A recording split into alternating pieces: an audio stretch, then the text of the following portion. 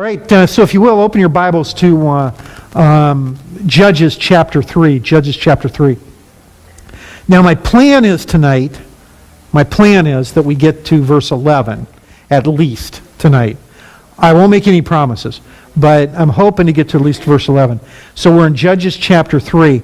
I put 3 to 31 because that takes us to the end of the book, but there is no way we'll be going through the whole chapter tonight, so don't, because we'd really have to be going quickly and stuff. We were doing that, plus we wouldn't have any time to talk about anything. So Judges chapter 3, and what I want to do is start out with looking at verses 1 through 6 first. We'll catch verses 1 through 6. Now we see we're getting into the Judges, and of course we know that tonight in chapter 3 we have the three judges: Othniel, Ehud, and Shamgar. So we have the three judges that we're going to look at. Now let's just take a brief second, because go to the next slide, Brian, if you're not already there. Just a second to get and talk about Israel's story, because we know God had laid a special plan on Israel, and we've talked about this before, but I just want to lay it out there for you, so we get the idea of where we're at. Remember that Israel was in Egypt. While he was in Egypt, through Moses, God delivered Israel out of Egypt, and of course, the Passover happened when in the 10th plague that the firstborn was killed when the death angel came in Egypt, if they had the blood over the doorposts and things. That was the Passover, and the ones got to live, or the firstborn of that family got to live then. And of course, we know it took them, and then it led them to the crossing of the Red Sea as Egypt chased them. And certainly we know that God led them out of bondage. And this was God's plan for them. And then he took them into the wilderness. Now we know that this should have just been a very short journey for them, really, just a couple of years for them to get to Egypt, to Canaan, or the Promised Land. It really should have just been this couple of years that happened. But because they were not permitted, because of the continued sin of Israel, because they continued to do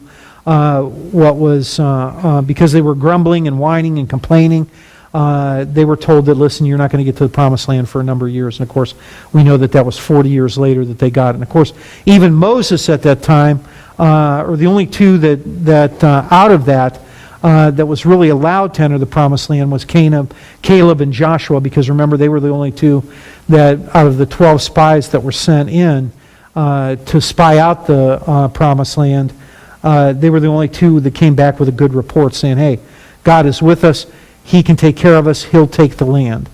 And then, of course, we see Israel in the Promised Land, led by Joshua, was led across the Jordan after Moses' death into the Promised Land. And of course, they came into the Promised Land, and it was there for Israel. And of course, Israel, or the land at the time, Canaan, was their inheritance. And so as a result of that, we know that through chapter 2 now, in chapter 1 and chapter 2, we've gotten this history of Israel to this point in Judges, where we saw that they simply were what? A generation after generation had come now, and this generation was not taught the word of the Lord. They failed to remember God, and because of that, God has now sent them into this cycle of sin that we've talked about a number of times. You'll see it on your thing, but we'll get there because I want to go through this brief review here real quick. And it really is just outlining that cycle of sin that you'll see in the picture. I know in your outline it didn't come out, but you guys have got that enough. You get the idea. First of all, that the cycle in the book of Judges that Israel goes through on a number of occasions. Israel did evil what was in the sight of Yahweh. Yahweh gives them the hand of their oppressors. Because remember, the Canaanites, the Hittites, and the Perizzites, and all these ites are still in the land. God wanted them gone. He wanted them out of there. He had a specific purpose for it, and they failed to do it. And then because they failed to do it, Israel serves the oppressor for, I put X number of years, just, a number of years. Then we see what happens. Israel cries out to Yahweh. Yahweh raises up a deliverer, a judge, who we're going to start getting into tonight and looking at these judges. The oppressor is subdued at that point in time, and then the land has rest for X number of years. And then we see this as a cycle. We see this roundabout thing, and we said that this occurs 7 times in Judges. As we looked at it, it occurs 7 times in Judges. But it's not only a cycle, but it simply is a downward spiral for Israel. It's a continuing pattern for Israel. And this continued pattern continues to go on. And it doesn't seem like every single time that it happens that it gets worse for them. It really gets worse for Israel. Just go ahead and see, we know what that cycle is up there. I know it didn't, for whatever reason, it didn't print that out on your thing. It just gave the numbers in there. I don't know why it did that, but it who knows, something in the printing, I guess. Israel then, go to the next slide, Brian. Israel gets worse, and so do the judges. When the book ends with Samson, although he delivered God's people, he was hardly an example of morality. And we know that. We know what Samson was like. We know what he lived like. The earlier judges were actually closer to God, while the people are closer to God. We see this relationship at the beginning that happens with them. And these 3 that we're going to get into in chapter 3 really represent a more ideal judge than the later judges do. So these first 3 are more closer to where God wanted these judges to be and where the children of Israel should be than where they were. Okay, Brian, the next slide. And just a kind of thing as God paints the portrait of deliverance, we must be careful not to limit the ways in which He can deliver. And we know that as we look at this, as we see this with the judges, we're going to start to see exactly the different ways that they get judged. Now, the 3 deliverance stories that we see here in chapter 3. First of all, we see the background in verses 1 through 6. Then we see Othniel in verses 7 through 11. Ehud in 12 through 30, and then we see Shamgar in 31, and doing it there. So let's go to and start here in the background, and let's really look at this in the background of this. Somebody read verses 1 through 3 for me. Somebody read verses 1 through 3 for me.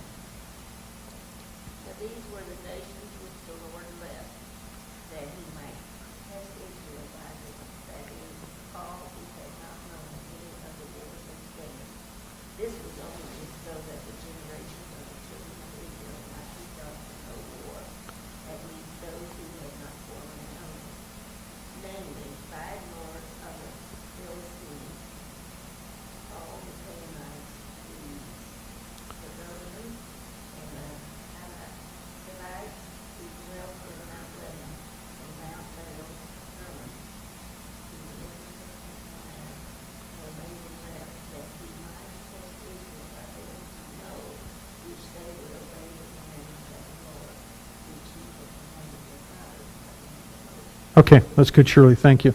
Now, what's going on here in the verses? First of all, in the first part of this, in chapter 1 or in verse 1 here, we see the nations which the Lord have left.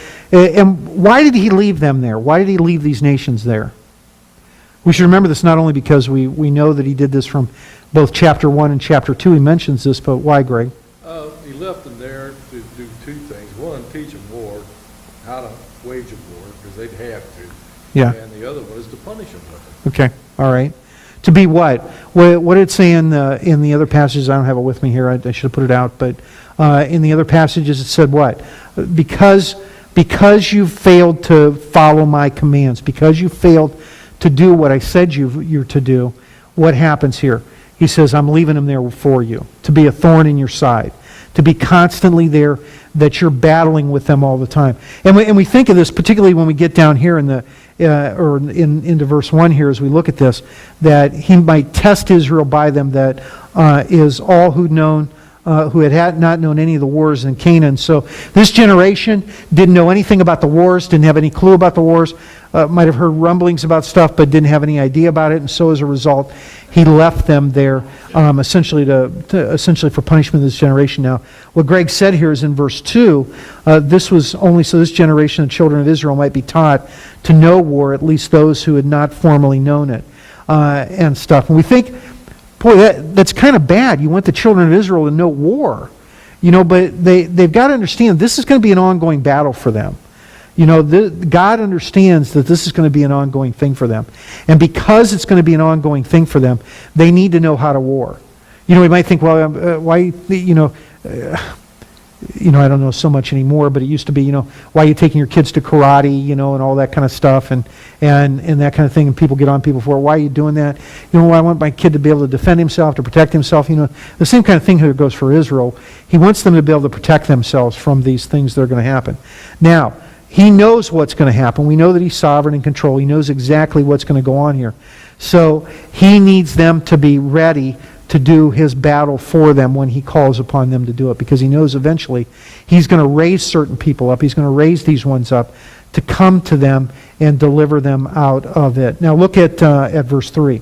Now we see these, in verse 3, we see these, namely these different groups that are there. First of all, the 5 lords of the Philistine, the Canaanites, the Sidonians, the Hivites, and so these are all there as part of this test to Israel. They're right there for them always, that they might know how, that they simply are there to always put them to the test. Now, when they put them to the test, we see that there's a problem with this too. We know there's a problem with this because what happens as a result of it? As a result of them being in there, we're going to see this later on in the passage here in verse 6. When we go down there, we'll just go ahead and look at verse 6 now. And they did what?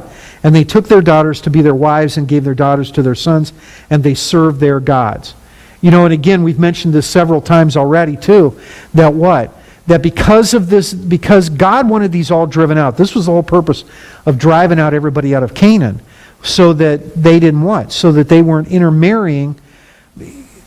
You wonder sometimes, when you go back and you're reading through the Bible, and particularly when you're reading through the Old Testament, and like Leviticus and Deuteronomy and even Exodus, I'm trying to think of all the ones that have it, but because there are a number of them, but all these generations are listed there for us.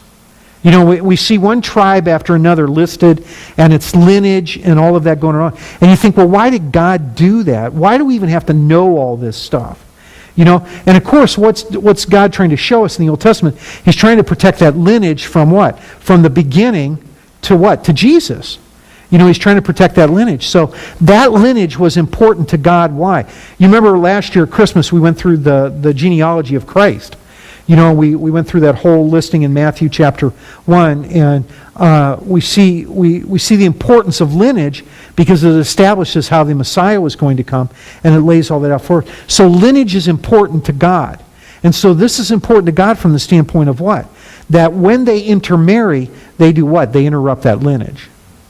They simply interrupt the lineage. And as a result of that, it becomes very disturbing to God for that. Now look at verse 4. And they were left there that they might test Israel by them. And you look back, here's the thing that relates this back to verse 1, where it says that he might test Israel. He says this again here in verse 4, that they were left that they might test Israel by them to know whether they would obey the commands of the Lord. And you see, this not only was important in Israel, but it's important for us today. We saw that when we went through the study, when we've been going through the study in 1 John. Obeying God's commands are important for us as Christians, but it was just as important for Israel to learn how to obey them. And yet, this generation didn't know them, weren't necessarily taught them, and because of that, they strayed away from the commands, which he had commanded what? By the fathers, by the hands of Moses. In other words, that should have all been passed down from one place to the next. It should have all been given down right from one to the next. And because it wasn't, what happens? They simply walk away from those commands. They go away from the commands of the Lord. Now then, look at verse 5. Thus the children of Israel dealt among the Canaanites and the Hittites, the Amorites, the Perizzites, the Hivites, and the Jebusites. And so they dwelt among all of these different groups. All these people that weren't supposed to be there in the first place, they're now dwelling among them. And of course, then what happens as a result of this, because they didn't know God or know His commands, because of that, what happens here in verse 6? They took their daughters to be the wives and gave their daughters to their sons, and they served their gods, and they chased them out. Now, I put this list up here. I think it's up there now. I put this list up here when we look at this, because I want to ask the question, why is this so easy for them? You know, why was it so easy for Israel, you know, who should have known, who should have had an idea, who should have been taught, why you need to stay away from all these tribes here listed in verse 5. Why you need to stay away from them. Why you shouldn't let your sons and daughters marry them. Why you shouldn't be in interracial with them in any way, because the race needed to continue to be pure. You know, so why was this? So, I listed several things up here. First of all, I thought one of the first things you see when you ask this question is there were short-range benefits to Israel if they did this.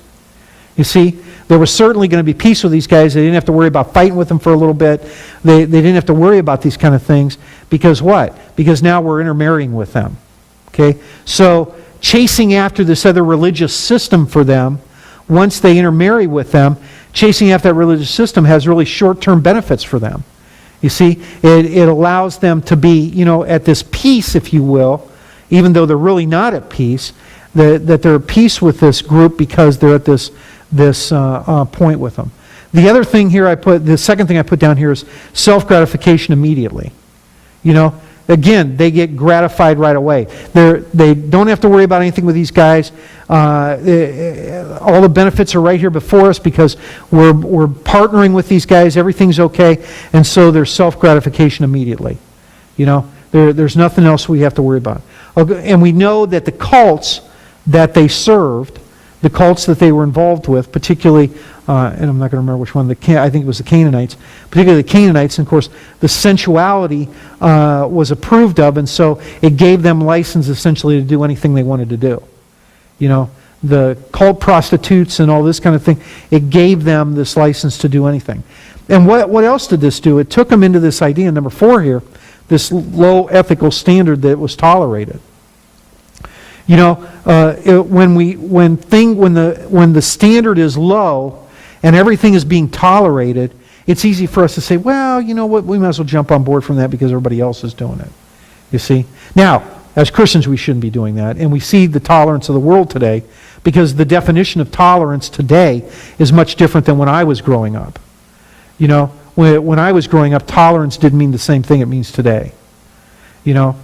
And for us as Christians, what it means is that we should just keep our mouths shut and never say anything about the sin in the world and never call anybody on the carpet for what they're doing because it's just, you know, we're bigoted and we're loudmouthed and we have no right to say those kind of things because everybody does everything in their own way anyhow. You know, so we see this low ethical standard, and because that's tolerated, it continues to go on. I mean, we see that today. I mean, our country's in that state constantly. I mean, just look at these 2 presidential candidates we have. Both of them are, well, I'm not going to get into that political discussion, but it's just that kind of thing that you see today, that who we come up with. We can't even, well, never mind. But,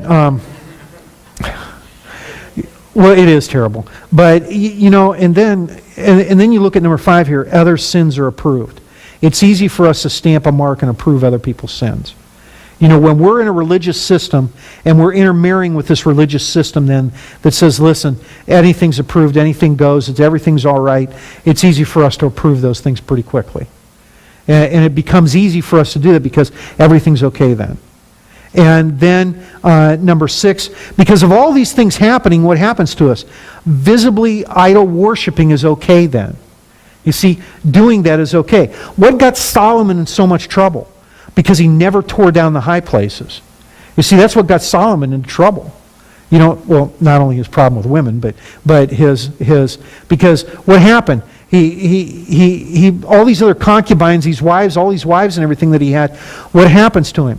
He never tore down their high places. He went and worshiped with them too. And so God told him, remember what God told Solomon? He said, listen, because you've done this, I'm going to make you the wisest person in the world. I'm going to make you completely the wisest person in the world. But listen, if you continue to obey my commands, I'm going to give you a long life. But what happened with Solomon? He didn't have a long life because he failed to obey the commands. Because what did he do? He worshipped in other places. other than where God wanted him to do. After everything that he did, and Solomon did a bunch of great things, but we saw how he finished his life. I mean, that's why he wrote the book of Ecclesiastes. I mean, because he's come to the end of his life now and thought, man, I blew it. You know? The Lord our God should be above everything else, and that's really what, when you put Ecclesiastes into the framework of everything, and you shake it up real good, and you pull it out, and you say, man, yeah, he's right. You know, Lord our God should be above everything else. And so we see this. It's easy for us to do this. Selfishness then is condoned. In other words, what do we preach in the New Testament church? Loving others and doing for others above ourselves. And here, when we look at this, when we see what Israel does, they see what? Selfishness then is condoned. It's easy to condone that selfishness. Because, see, that works good for us, doesn't it? Because I'm selfish anyhow. I mean, Sandy will tell you I'm selfish. You know? And because I'm selfish, what? It's easy for me to condone that and say, yeah, because I'm selfish, everything's okay for me. You know, and so as a result of this, you see what happening here. It's easy for us to move into the stray of going in with these other groups or these other times. You know, here's the problem I want to pull it from Israel to today real quick here. Today, when we get into this idea of ecumenicalism, when we start looking at ecumenicalism and deciding that every other religious system has something for us to offer. You see, when we get into this point of doing that and saying, in 1986, a bunch of evangelicals got together with the Roman Catholic Church and they wanted to sign what they called the Evangelical Accords. And if you've never studied or never have any idea about what I'm talking about, you can go back and look it up sometime. But what the Evangelical Accords basically said was that the evangelicals and the Catholics are going to work together, and there were some big-name evangelicals back then going to sign this accord. You know, but there were some other evangelicals saying, listen, we can't sign that accord. And the reason they couldn't sign that accord was because one key statement in there says that, yes, we understand who the Lord Jesus is, but listen, there are kind of other roads to get to heaven through it. And when you start signing documents like that, when you start looking at, when you start saying it's not grace alone, through faith alone, through Scripture alone, then when you get to all those points, you're really tearing down the gospel and you're watering down the message of the Word. And see, we can't do that. We can't do that. You wonder why I'm so strong about those kind of things? Is because when we allow that stuff to creep into the church, it destroys the church. It will take it. We saw the 7 churches. You already went through the 7 churches. It's amazing how I can point to every sermon I give, you know. And so, but we saw this in the 7 churches, didn't we? As soon as sin started to creep in, it creeped in and took over the church, basically. You know, and so as a result, we have to understand that today when we look at this. Then what else? When we also see this, because as a matter of formality, we see other relationships, business relationships, other relationships start to improve. Because just as in Israel, as it is today, commerce is a matter of fact, isn't it? We've got to live with commerce. We've got to trade things. We have to, buy things to live on and all this kind of stuff. And so what happens for Israel at this time, here, having this relationship with all these other groups did what? It made commerce easy for them. It made these business relationships easy. Then what happened in number 9? Practices loosely regulated and not demanded. You see, when we start to say that, hey, it's this loosey kind of thing that you can just kind of, again, going back to doing whatever you want, everything's fine. It opens us up to allow all kinds of things, and then we don't demand anything. You know, we said this Sunday, what are 2 things that Jesus Christ demands of us? Love and obedience. Those are 2 things that he demands of us. That's not easy. It's not easy. And we all know that. If you've been a Christian for a long period of time, you know that love and obedience are not easy. It's not easy for us to do this. And so when we look at these loosely regulated practices, now I'm not talking about legalism here. Don't think that I'm talking about that, because legalism is not necessarily obedience. Legalism is a set of rules made up by somebody to say, hey, we've got to follow this. That's what the Pharisees did. But when we have these loose practices, say we can do whatever we want. Here, I'm just going to make a comment on the side here. This does not reflect the feelings of First Baptist Church of Amelia or any place else, or any other Southern Baptist institution. This is the danger of the community church. See, this is the danger in the community church. Because when we start to think that, hey, everything is okay for us to do, everything's all right for us to do, we start to give a sense that everything is going to be okay. And then all of a sudden there are a lot of people in these community churches today that are going to find out they're going to be in hell when they get before their Maker. You see, because we loosen the message up so much that it becomes so... Now, let me say that doesn't mean every community church is doing that. I'm not saying that at all. There are some out there that are very good, but there are other ones out there that are leading people completely down the wrong path. Because they want to have their stage that looks like a rock concert every week. And it's not that I think the music is... Because music can always be loosened up a little bit to attract a younger crowd sometimes, but when we water down the message so much that it completely takes it away from Jesus Christ, then we can't ever do anything to move them forward again. And that's what happens in the thing when we start to loosen practices up so much. Compromise and cooperation is practiced, and I've already kind of mentioned that a little bit, that we see this being practiced, and because it's practiced, man, I want to get to here. And because it becomes practiced, it again waters down the message, and then there's no concern for others expected. That we really don't care what anybody else does. We don't care about it, and because we don't care about it, it's ultimately going to be left up to everything else. All right, with that, let's get down to verse 7 now. Down to verse 7. And go to the next, just pull the whole slide up, Brian. So we see here Othniel, and so now we're introducing the first judge that we're going to be dealing with, Othniel. Somebody go ahead and read verses 7 through 11 for me. 7 through 11.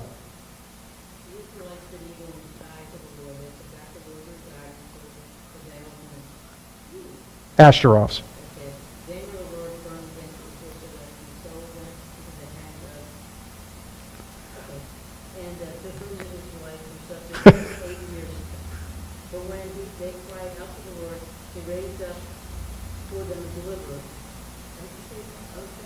Othniel. Kenaz. Caleb's younger brother. The Spirit of the Lord came upon him, so that he became Israel's judge and went to war. The Lord gave 60 kings, remember, into the hands of Othniel, king of the calendar. So the land had 40 years until Othniel's son Kenaz died. Okay, good. Thank you. All right. So what do we see here in verse 7? We see, first of all, that in verse 7 that the children of Israel did evil in the sight of the Lord. They forgot the Lord their God and served the Baal and the Ashtaroths. Again, serving, pulling them away, doing what? Again, they just never get it. It's like you just hope, even though we know the whole story, we know the whole thing that's going on and things, it's sometimes just, when I'm reading through this, particularly as I'm doing my yearly Bible reading and stuff, I just want to, it's like you just want to wake them up and shake them a little bit and say, did you not understand this? God told you. You knew this or should have known this. But yet every time you hear this, what? So the children of Israel did evil in the sight of the Lord. They forgot the Lord their God, and they continued to serve those. So now what happens? The anger. So this is the lessons we get from these three guys here as we begin to look at it. Othniel, Ehud, and Shamgar. Ultimately, everyone will need a deliverer. They're key deliverance triggers. Once our confession of our need. So, and we see this in our cycle of sin, don't we? We saw it in our cycle of sin. We saw the sin, then the servitude, and then the supplication, and then comes the what? The salvation, and then back to the respite period, the time where they're at. And so here's what, and of course we claim out to God and plead for His mercy, and because we plead for His mercy, God delivers each one of them. And each one of God's deliverance stories is unique to that judge. And so we'll see this as we go through these judges. Now I listed out the three here just so we got it. Of course, Othniel and the Syrians, essentially that's the Cushan, and I can't even, whoever the king of Mesopotamia, I can never pronounce that last word anyhow. And either. So then we see Ehud, the Moabites, the Amorites, and the Amalekites, and then of course Shamgar with the Philistines. So we see what exactly they're going to do. Now let's just take a look at Othniel, because he's our first judge. here, and we see that, so what happens here? Verse 8, therefore the anger of the Lord was hot against Israel. He sold them into the hand of the king of Mesopotamia, and the children of Israel served Cushan for 8 years. So where are we at in the cycle here? Remember our cycle? We see this cycle going on. What happens? There's this rest period. We see the sin here in verse 8, where it says what? That they were sold into the hand of the king of Mesopotamia. So we're now what? I can't remember the first S. I can't remember what it was. But this rest or whatever it is. Then we go down to sin, and now we're what? We're in servitude. And how long did they serve the king of Mesopotamia? 8 years. And so what happens now? See our cycle coming around? See why I put that in there every week? So you'd remember that little cycle going around. See, that as that wheel goes around, kind of, we then see what? We see the servitude, we see that for 8 years, and then what happens? We see the supplication that they're crying out in verse 9. And when they cry out, they're crying out. When the children of Israel cried out to the Lord, and see, here's the mercy of our God. Here's the mercy of the God. Because he doesn't even say anything here. He doesn't press it and say, well, listen, you got to do this, this, and this before I reach out my hand to you. You know, he just does what? The children of Israel cry out to the Lord, and the Lord raised up a deliverer for the children of Israel. You see? So now their supplication, essentially their prayer to what? To God does what? Brings them salvation. And we see Othniel here. Well, let's look at Othniel. He's the first judge, is considered by some, a lot of commentators will mention this, that he's probably the best judge of all the judges of Israel. And really, Othniel is the model for judges in Israel. Go to the next slide, Brian. Each of those, even though each deliverance is a unique story, Othniel against the Syrians, there was nothing ever negative said about Othniel. Nothing ever negative said about him.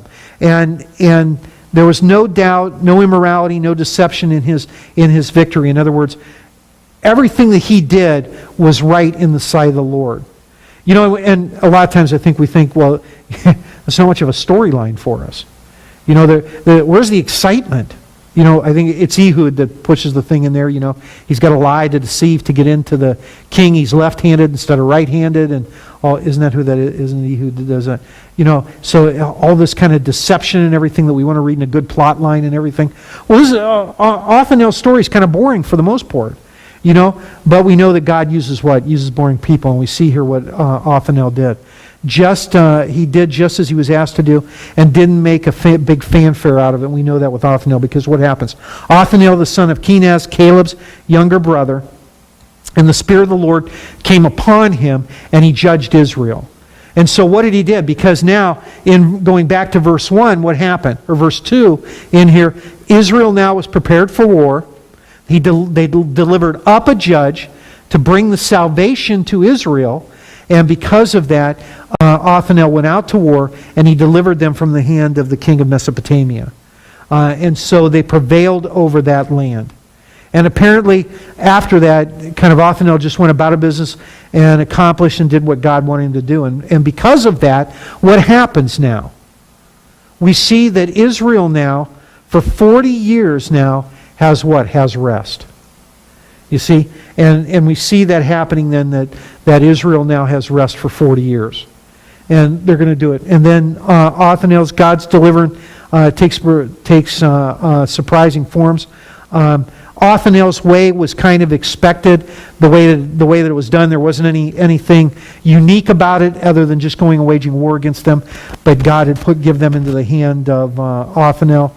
And that Othniel truly served without any recognition. He truly served them without getting any recognition, without having anything going on. And you see what happens here. Because of Othniel's favor, because of what he has done now, certainly he's registered in here in the in Scripture for us to give us the idea about what he did with everything. I'm looking for a verse here. Hold on.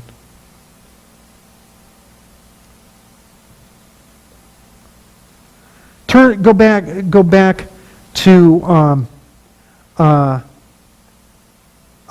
Hebrews chapter 11. Go back to Hebrews chapter 11.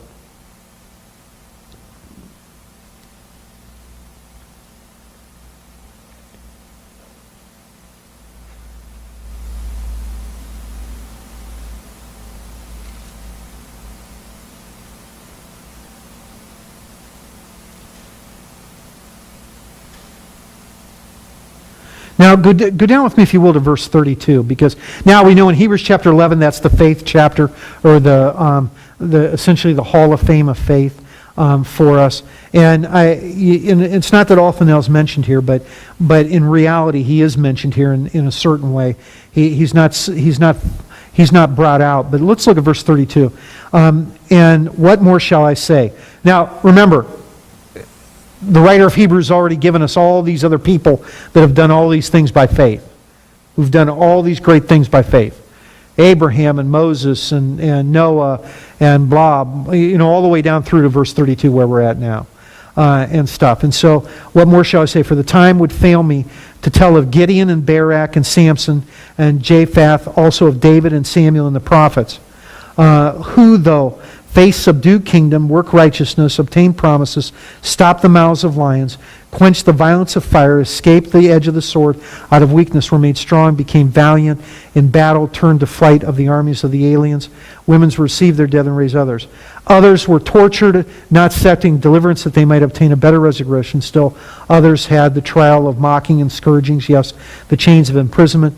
They were stoned, they were sown in two, they were tempted, they were slain with the sword, they wandered about in sheepskin and goatskins, being destitute, afflicted, and tormented, of whom the world was not worthy. They wandered deserts and mountains and dens and caves on the earth. And then verse 39, and all these, having attained a good testimony through faith, did not receive the promise of who? Of seeing Jesus Christ, but doing this all what? Before God having provided them something better for us, that we should not be made perfect apart from us. And when in verse 32 here, all the way down through, I think really to the end of the chapter there, I think at least I feel that these were these others who overcame, and Othniel certainly, while he wasn't mentioned here, he certainly fits within this pattern of all of these other ones that were given. While he didn't get recognition for what he did, he didn't step up and say, look at me, look how great I am, look at all this kind of stuff that did. Othniel lived a model that was an example to God, and because he did that, he was able to deliver Israel out of the hands of the king of Mesopotamia. And it certainly gave a good report for him because of his faith that he had.